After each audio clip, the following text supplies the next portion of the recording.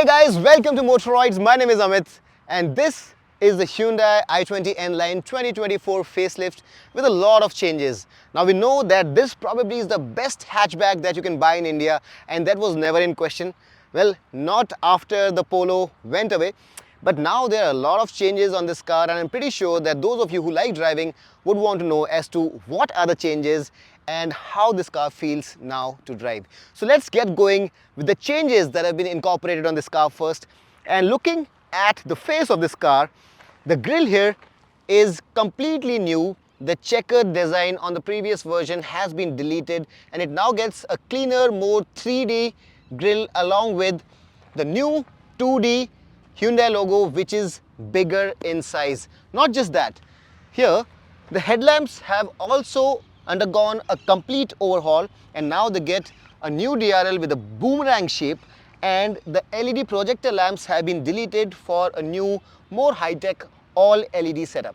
Well, the signature red highlights on the car are there like they were before. It also gets fog lamps, although I do miss the lack of a 360-degree camera, but that's okay because the rear view camera on this car is pretty good. Now on the side, the car gets a new design for its 16-inch wheels and I love how the red calipers peep through the wheels. It looks really sporty and also gets this N badging on the hubcaps. You get the Nline badging here, and overall the stance of this car is very squat, very sporty. It also is the widest, the longest, as well as the car with the longest wheelbase in its segment. Can't do without mentioning the sunroof that this car gets. It also gets a shark fin antenna, and at the rear, while nothing much has changed, it again gets the new 2D Hyundai logo. Well, the sporty spoiler along with the 4 diffuser and the twin exhausts are right there, and this exhaust has to be one of the sweetest sounding for any car up to 20 lakh rupees.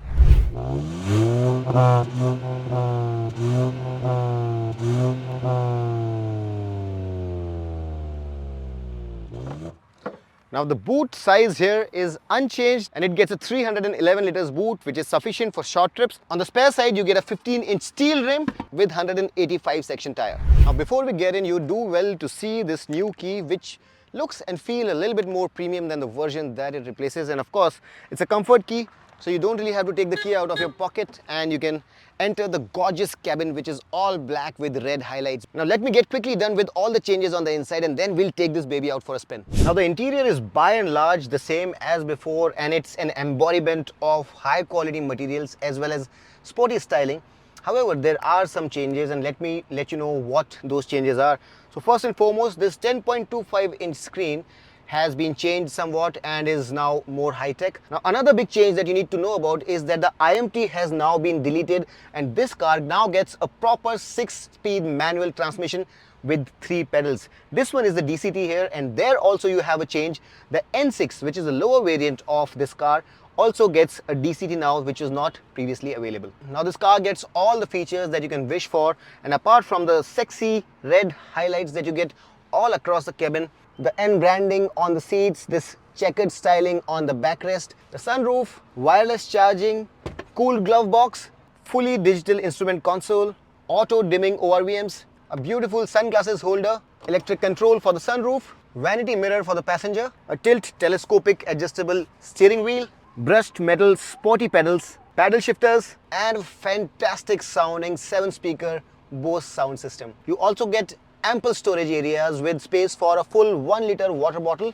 a sliding armrest with some storage space to spare, 2 cup holders with different sizes, and a driving position that feels sporty from the word get-go. Also, in terms of safety, now this car gets 40 plus safety features. It gets 6 airbags and ABS as standard and all 5 3-point seat belts with a reminder for all 5 passengers. Now all the important safety features that this car gets can be seen on the screen right now.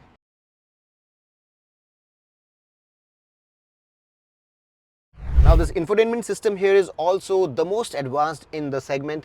It gets 60 plus connected car features, where 127 commands, the voice commands, are embedded in it. It gets OTA updates, and it's my personal favorite of all the cars in this segment. Not many cars in this segment have this, but this car also gets adjustable seat belt height. Now, despite being a hot hatch, this also is a family car, and it's important to see how much space we have at the back seat. So let's get there and see how much space we have there. Now, just like the front, you have space for a full 1-liter water bottle, and getting inside is a breeze.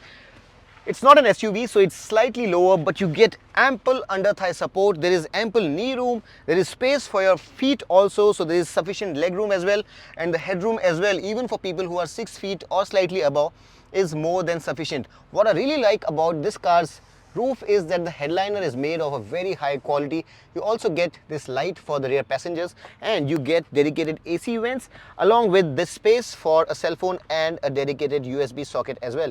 On the passenger side, you get this magazine holder as well, and as I mentioned, you get a proper 3-point seat belt for the third passenger. Now this car, since it's the widest in its class, you actually can seat 3 people here for short to medium journeys, and if you're not overly heftily built, you actually can use this seat to seat 3 for medium journeys.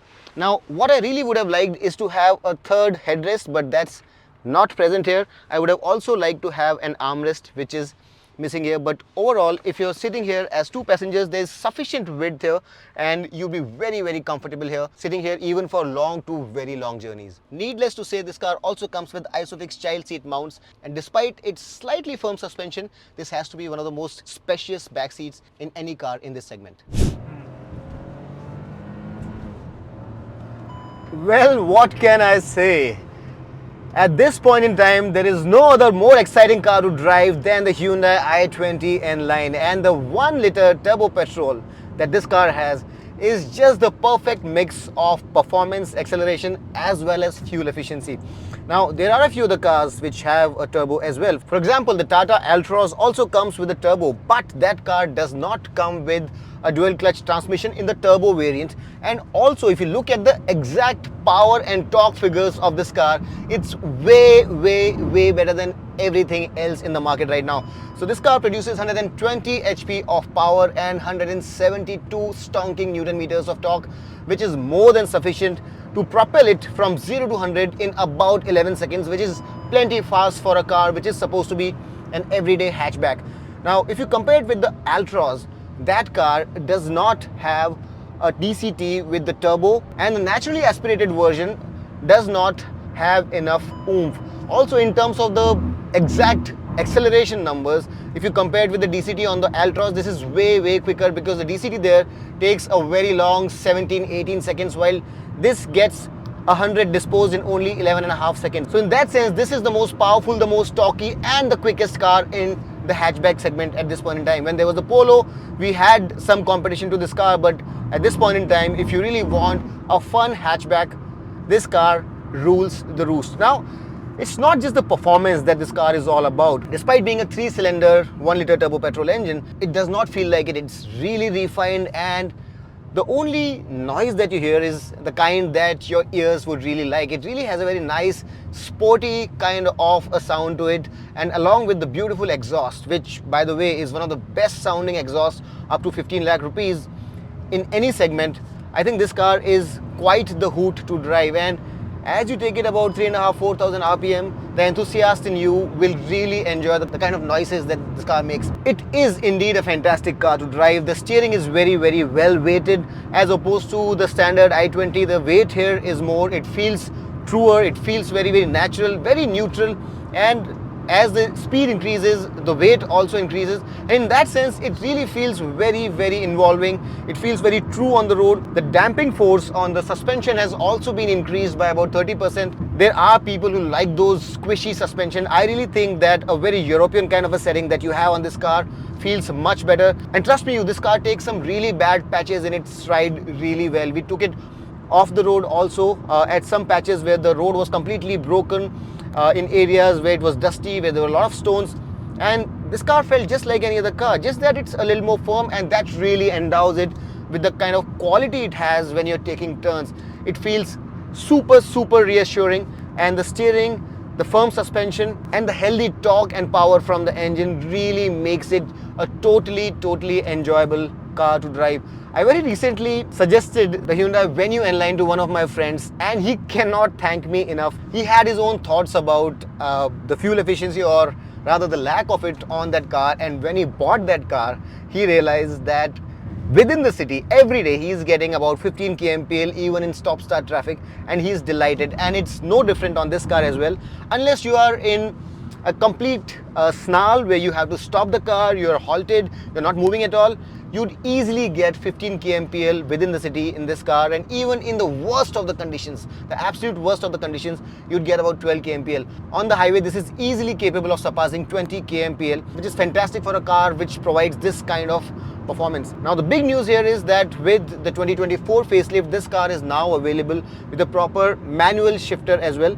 The DCT works fantastically well if you're going to be driving it for the most part within the city where there's going to be stop-start traffic. It spells utter convenience. It's one of the best dual clutch transmissions out there. You also get these paddle shifters. But for those purists who want to control the stick and want to have complete control over the clutch, the proper 3-pedal manual is now available. The IMT, which was available with this version earlier, has been deleted, and now you can enjoy the power and torque in this car fully with the proper manual transmission. Some people do argue that this car is slightly expensive, but for a car which is the most powerful, the most stocky, is loaded to the gills with features, feels premium from the outside and the inside, and is a proper hoot to drive. I think if you really compare it with its closest competitor, which is a top of the line Altroz, the price difference on the road is not more than 1.4 lakh rupees. And the advantages that you have on this car in terms of the refinement, the performance, the superior engine, the superior transmission, the better kit, all 4 discs, fantastic acceleration, better fuel efficiency and whatnot, I really think it's totally worth it. And for someone who likes to drive, I really believe that it's a car which is totally worth every penny you're going to be spending. Of course, it's not for everyone. If you're in the market for something which is the most value for money for a day-to-day driving purpose, I think you have better options. But for someone who is an enthusiast, for someone who wants his car to be as exciting as it is practical, I think this car is fantastic value for money. And you just need to take a test drive this car for a little while and appreciate what it offers to really know what I'm talking about. One of the best practical combos of engine, transmission and suspension. It's a delightful car, and if you're someone who really knows his cars, I really believe that you'd fall in love with this machine, which is the perfect everyday car for those who are living in the metros, and would put a big smile on your face every single time you take it out for a weekend drive.